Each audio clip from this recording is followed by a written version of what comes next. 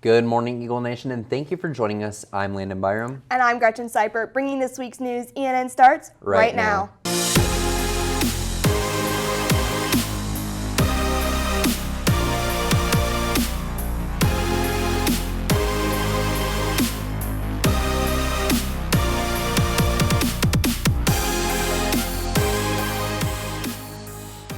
Welcome back, Eagle Nation, and thank you for joining us again here at Studio 301.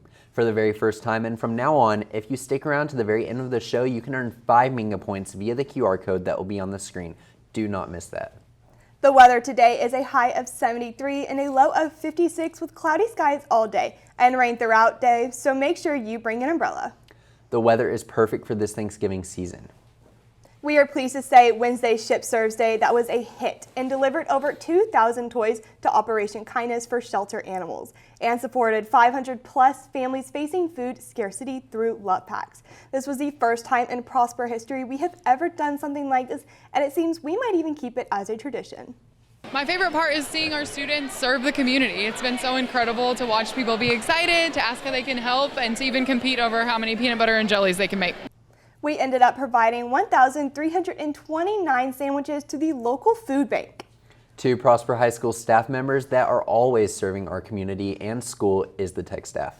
These are 2 hidden heroes here at PHS that we could not keep running our tech without. Holden McCurry types this story. Here at PHS, 2 men play the very important role of making sure that the technology around the school is up and running. Fix the Chromebooks for the students, break fix, repair, installations of laptops, Chromebooks, not just the teachers, the students, also the staff. Although the technology here at PHS often works really well, when things go wrong, it's up to Mr. Barreto and Mr. Myers to get things back to normal as soon as possible. All the students use Chromebooks to do their homeworks, lessons. If it's not working, then they can't learn. So we are vital here that we have to provide support for their Chromebooks. Fix it or replace it. Anything that's damaged, we do at a fairly quick pace so that we can get them up and running. At times I think that people are just very reliant on it. So when it goes down, people panic. With the pressure that technology failure can cause, the technology support staff has to work together to make sure that everything gets done. Everyone's understanding. Everybody, from what I see, everybody works as a team to get everything accomplished, especially here in IT. Working in a team and working with computers isn't new to Mr. Myers, who got to start with technology somewhere unexpected. Basically, I was a weatherman in the service, so we did charting the weather maps and uploading those onto the computer and sending them out. Reporting for Eagle Nation News, I'm Holden McCurry. These 2 are open all school day to help with any tech troubles or advice. Yes, and they for sure have helped me with my computer amount countless of times. And new businesses in Salina is helping the community one order at a time. Imogen Perez breaks this kolache shop. Located in the heart of Salina is the perfect start to a locals day. The kolache shop strives to bring the community together one order at a time. I think it's a love for community, really, is that we really wanted to serve people. And, you know, of course, we get the unique opportunity of meeting people before their day has even started. So our hope is that people start on a really, really good foot because they came into the kolache shop. It wasn't just Courtney and her husband who started the business, but a deep-rooted history. The owner's name's Erwin, and he went to Erwin about 15 years ago and said, I want to learn to bake. Erwin brought him into the kitchen, taught him how to bake. And then a couple years later, Randy he grew up in a Czech town. He bought this little mom and pop kolache shop on Richmond Avenue and branded it, kept the recipe. The recipe's the same, so the recipe's been the same since 1970. That's kind of where it came from. The kolache shop doors aren't only open to customers from all over, but also staff. We have some people from places in Latin America, and then we also have someone from Ukraine. So the communication, it's a good challenge, but I would say with technology today, it's not challenging. We've all kind of learned kitchen terms in each other's language. It's really kind of cool when you go back there and everybody's kind of speaking their own language, but everybody sort of understands what they're saying. Reporting for Eagle Nation News, I'm Imogen Perez. If you are wanting to stop by the kolache shop, it is located on Preston Road down in Salina. It's amazing to see different cultures and languages come together in one place. Something else that is amazing is new releases. Ben Clark is in studio with more. Thanks, Gretchen. Just last night, the trailer for the new Hunger Games movie, Sunrise on the Reaping, dropped. Take a look.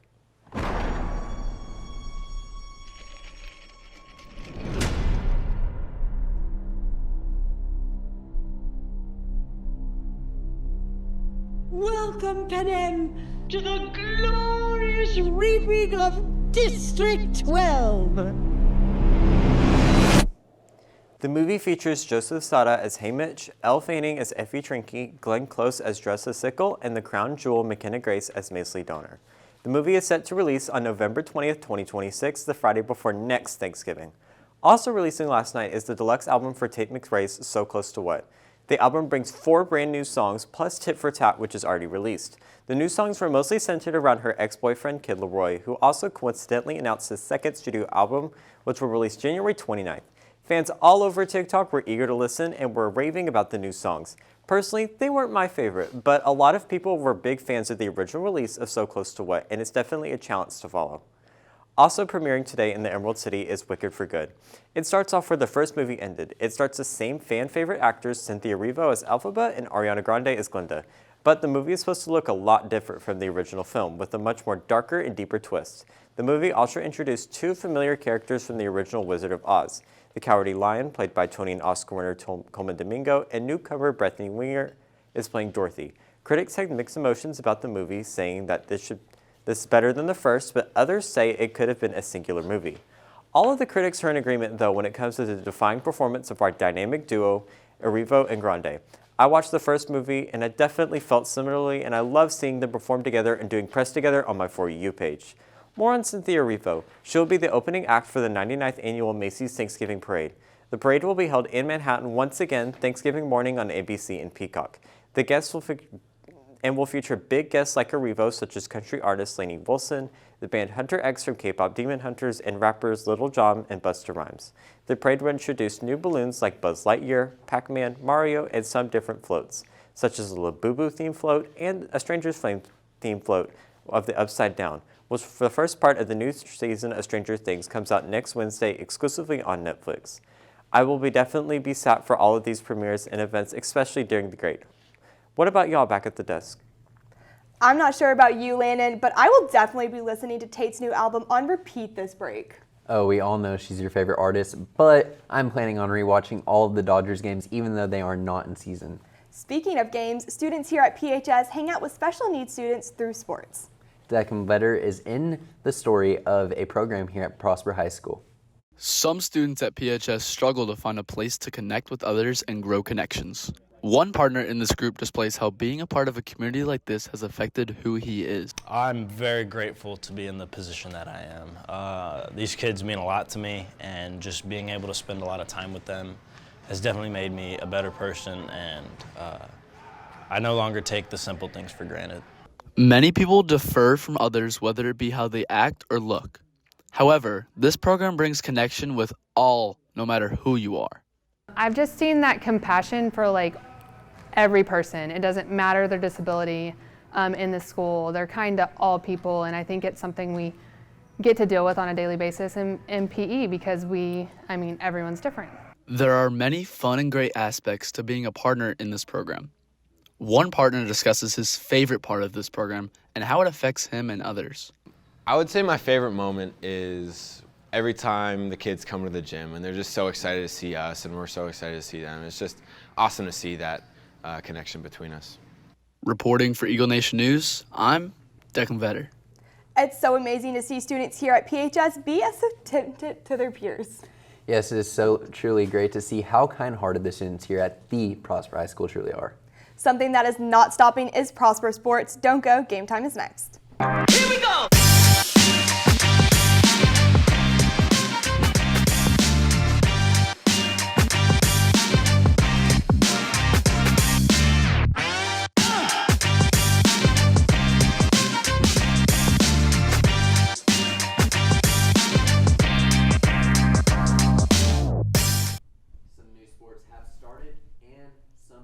Are recently chasing the gold.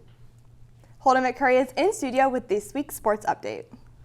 Thanks, Gretchen. This week's game time is starting out on the wrestling mat as our Prosper wrestlers started off their season last Saturday at the Gauntlet at the Grove tournament at Walnut Grove. On Wednesday, they went to Emerson High School to face the Mavericks in a duel. And tomorrow, the Eagles will compete in the Nest tournament at Azle High School. Good luck to our wrestlers. On the court, our Lady Eagles basketball team continued their season on Saturday, the 15th, against the Lebanon Trail Trailblazers in the Mavs tournament, but unfortunately came up short 37-46. The girls bounced back against Reedy High School at home on Tuesday, coming out victorious in a close 37-34 game. This win brings the girls' record to 3-4 on the season, and they will take on the Sherman Bearcats tonight at 6:30 in Sherman.